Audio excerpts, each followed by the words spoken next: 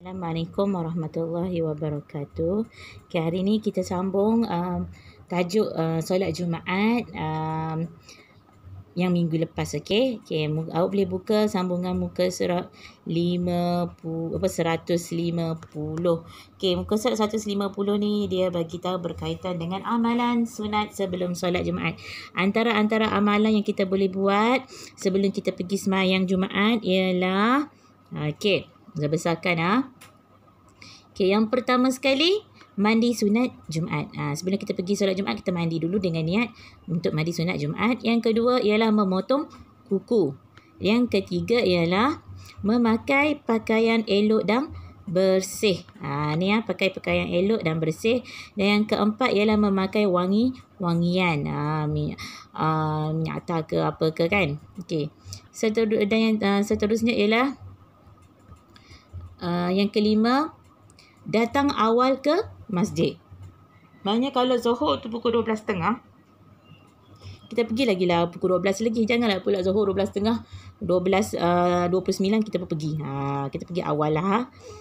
Itu perkara sunat kita boleh buat sebelum kita pergi solat Jumaat. Seterusnya ialah membaca Al-Quranul Karim. Dah kalau bila kita pergi awal, yang keenam dulu, okay. Yang ni ialah iktikaf di masjid. Kita masuk dalam masjid, kita niat iktikaf. Kita niat iktikaf, okay. Ni kita niat iktikaf dalam masjid, dapat pahala. Kemudian solat sunat tahiyatul masjid. Dah kita datang awal, bila kita boleh buatlah solat sunat tahiyatul masjid. Kalau kita pergi lewat, kita nak niat iktikaf pun tak sempat, nak solat sunat tahiyatul masjid pun tak sempat. Sebab tu kita boleh pergi awal, kita kena pergi awal, sunat pergi awal. Bila kita pergi awal, kita boleh buat 3 perkara ni. Iktikaf, solat sunat sunat tahiyatul masjid. Kemudian kita boleh baca Al-Quran sementara tunggu makmum-makmum yang lain, tunggu Bilal ke imam kah kan, untuk baca khutbah tu kan. Dan seterusnya yang ke-9 ialah berdoa dan berselawat ke atas Nabi. Jadi bila kita pergi awal, kita boleh buat benda ni semua ni. Okay. Bila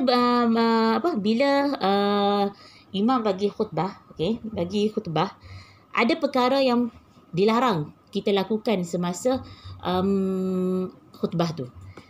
Antaranya ialah yang ada 4. Yang pertama, bercakap. Takkanlah imam kat depan tengah baca khutbah, bagi tahu macam tu, macam ni, kita kat belakang sibuk mengumpat, mengata lah, bercakap itu inilah. Bila kita bercakap, kita tak dengar lah apa yang disampaikan melalui khutbah tu. Kemudian yang kedua, mengganggu jemaah lain. Orang lain nak fokus pun tak dapat. Sebab apa? Duk dengar yang kita bercakap ni. Yang ketiga, lalai dan melakukan perkara yang sia-sia. Yang keempat ialah bermain-main. Bermain-main pun tak boleh. Kalau saya perasankan, kalau orang muda-muda ni, dia pergi sembahyang Jumaat, dia bukan nak duduk dalam masjid tu masa bacaan khutbah, dia duduk lepak kat mata semua tu. Bila dah berbunyi nak mula solat, barulah semua orang kalut-kalut nak pergi masuk dalam masjid. Jangan macam tu. Kita sampai awal duduk dalam masjid, buat perkara-perkara amalan sunat. Lepas tu masuk khutbah, kita diam, jangan duduk lepak-lepak bermain. Hikmah solat Jumaat. Solat Jumaat merupakan solat disyariatkan oleh Allah dan mempunyai banyak hikmah. Antara hikmahnya kat sini ialah pertama, melatih diri untuk menjadi hamba yang taat kepada perintah Allah. Yang kedua pula, merapatkan ukhuwah dan memupuk perasaan kasih sayang. Yang ketiga, melatih diri melakukan perkara yang baik secara berjemaah. Yang keempat, membersihkan jiwa dari sifat mazmumah melalui ibadah dan peringatan. Sifat mazmumah ni maksudnya ialah sifat-sifat yang tidak elok lah.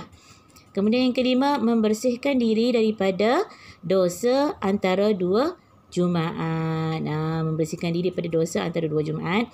Dan yang keenam ialah lambang perpaduan dan kekuatan umat Islam bila solat Jumaat tu. Rumusan yang boleh kita buat dalam tajuk ni ialah, kawan-kawan, sesungguhnya solat Jumaat dah sangat dituntut kepada semua umat Islam, dan salah satu cara untuk mendekatkan diri kita kepada Allah, dia cakap. Selain itu, solat Jumaat juga melatih diri kita supaya sentiasa melakukan perkara yang baik secara berjemaah. Kita buat secara beramai-ramai, bukan seorang-seorang. Okey. Jadi habis tajuk berkaitan dengan solat Jumaat ni. Jadi Zahra boleh fahamlah antara perkara sunat yang boleh dilakukan sebelum awak pergi solat Jumaat bagi yang lelaki ya. Dan apa yang perlu awak lakukan, apa yang perlu awak elakkan semasa khutbah. Okey. Itu dah saja daripada Ustazah berkaitan dengan tajuk solat Jumaat. Assalamualaikum warahmatullahi wabarakatuh.